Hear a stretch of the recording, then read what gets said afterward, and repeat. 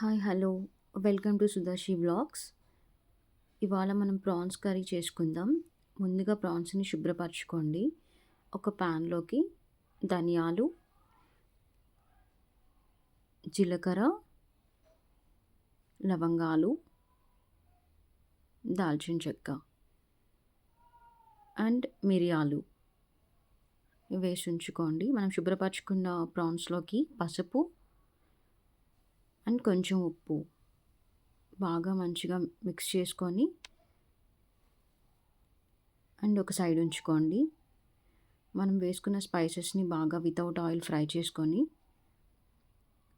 Mixie జార్లోకి transfer చేసుకోండి.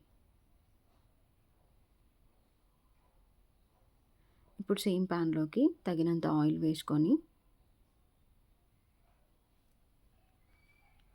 Onions,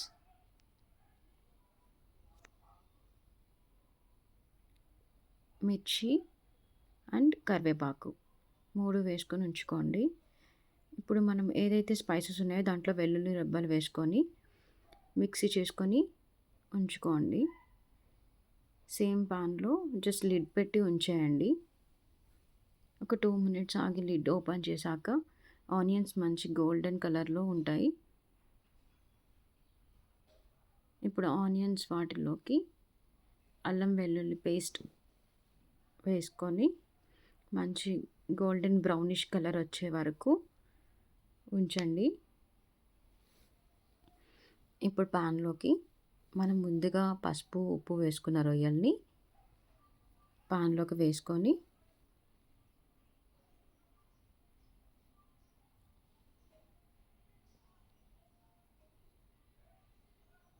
ఒకసారి మొత్తంని కలిపి ఉంచండి.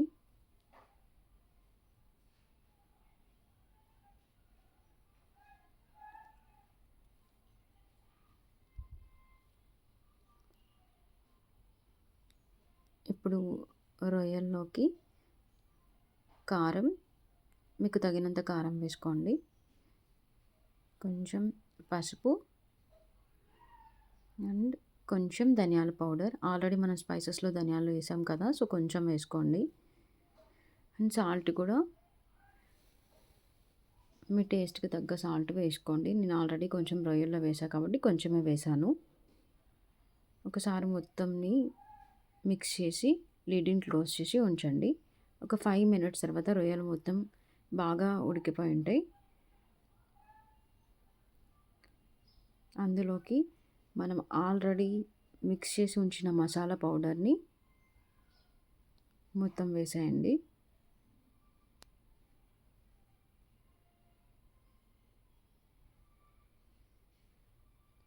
అండ్ పుదీనా కొత్తిమీర వేసుకోండి.